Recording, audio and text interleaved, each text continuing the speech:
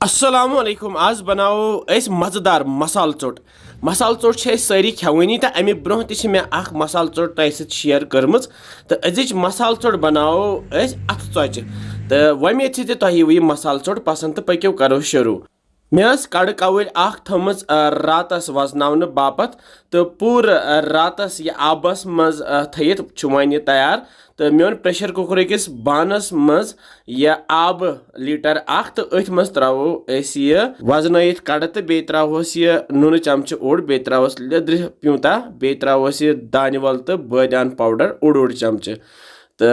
पे त्रोस यह तिल चमच अख जो पे थोस डखन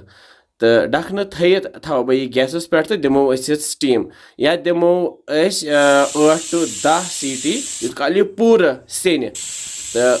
8 to 10 सीटी नीरित थो गैस बंद तो वालो यम पे करो चेक तो यह वन यह कड़ सोन सेनियोमुत वो तैयार गसित फिर वन ये बानस मज यह तो तह हाव बह अत सत ब्रिस गमज पूर गसित यह ब्रिस गसिन तो अमे पत ओन मे यह मैशर तो यमे सत दिमो यह दग दग तो बनावन मिहीन वो जित कन बाजर मसाल चोट खेवान सह मसाल पूर हलव हूँ बनोमुत ये हलव हूँ बनावन मसाल सोन वन तैयार तो ये बनो वन नेसफ बान ये द्राय बरकत तो थो यह बन साइडस कुन तो मसाल चोट बनाने बापत लवास जरूरत मगर लवास कर बह इस्तेमाल कहें बह कर अथ चोट इस्तेमाल ये करो 4 पीस इन दोन अथ चोचन तो बे मे यप चटन तमज तैयार यह मुज चटन तो बे गंड चटन बह तुल गोथ यह अथ चोट अड़हन तो ये मत बह गोथ चटन यह मुज चटन तो अत मे मुज चटन त्रोमुत यह जामुत दो तो बे मे गंड चटन यह मथोस तो बे त्रो ये मसाल थव तो फहलाव सरसी तो फहलत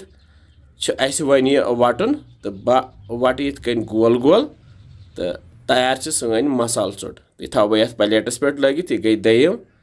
यह गई त्रेयम इथे कन मथो चूरमे मसाल चोचि यह मसाल तो वटहन बे तो थवन ये प्लेटस पे तो तैयार सन मसाल चोट तो वस कि ज़बरदस्त मसाल चोट बने तो यह मज़ तो यह हेको बचन बड़न सारनी बनत खेनत यह हेको यह बचन बड़न लंचस दित तो वमेद तह यह अजिच खास मसाल चोट पसंद आमुज तुह तो बनजो तो ये इंशाल्लाह ज़रूर मज़ तो बेज वन कमेंट सेक्शनस मज क्या बसान तुम सान रेसिपीज इंशाल्लाह समखो बे कैसन मज़ेदार रेसिपियन सत तुह थो पन ख्याल बिहिव रब्बस हवाल अस्सलामु अलैकुम।